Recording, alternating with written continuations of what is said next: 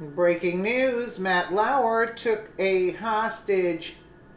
His life is over, by Amanda Shea for freedomdaily.com. It's been exactly 10 days since longtime Today Show host was fired after being one of the biggest perverts in his industry since Harvey Weinstein. In the last week, it seems that Matt Lauer has suddenly disappeared from the surface, perhaps to save face, although he provided a tokenary public apology for gross sexual misconduct in the workplace, including allegedly locking women in his office and raping them there. It was all meaningless words since his sickening controversy wasn't over yet. Instead of slipping into obscurity, the former NBC News host has surfaced under horrific circumstances as it comes out that this serial groper had taken a hostage. Just when Lauer thought that all his skeletons and mistresses at the NBC studio had come forward, his worst nightmare came crawling out of the closet. His chances of getting the remainder of his $30 million contract just got a lot worse for him after Addie Zinone emerged and exposed Lauer's most salacious secret yet. This comes after several accusations against him were possibly being turned into criminal accusations, such as rape and assault. Addie Zinone, the Daily Mail reports, a young woman who began her career as an intern at Today before being promoted to a PA on the NBC morning show, has revealed she had a sexual relationship with Matt Lauer. Addie Zinone, Nee Collins, writes in an essay for Variety that it all began when she went to lunch with Lauer in July of 2000 after asking him for advice before she went off to start a new job in West Virginia and instead found the host aggressively hitting on her. When they returned to work, he sent her a message that read, "Meet me." Text exchanges show that Lauer then told Zinone to head to an empty dressing room above Studio 1A so the two could have sex before he left at 3 p.m. Lauer sent that text at 2:42 p.m., just 2 years into his marriage with second wife Annette. Yeah, right. Well, that makes a difference.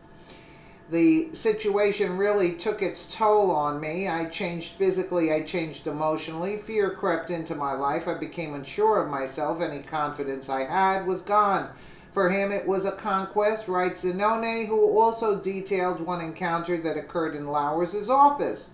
I sat across him, and he pushes a button from his desk, and the door shuts. It was embarrassing because his secretary was sitting outside. He wanted to do stuff.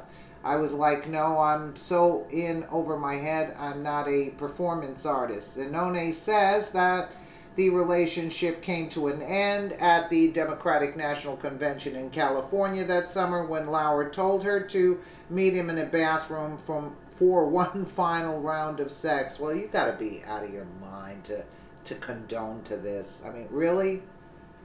Zinone's account sounds a lot like Lauer's long list of other accusers, except for one massive bomb she dropped in her piece for the news outlet. The control he had over her was to such a degree that she said she felt like his hostage and that she was under his spell. This is a common manipulative tactic abusers use on their victims. What happened with Matt held me hostage. I was under his spell. It was all consuming. I couldn't focus. I couldn't concentrate every time I turned on the TV because I anchored the local news in the morning.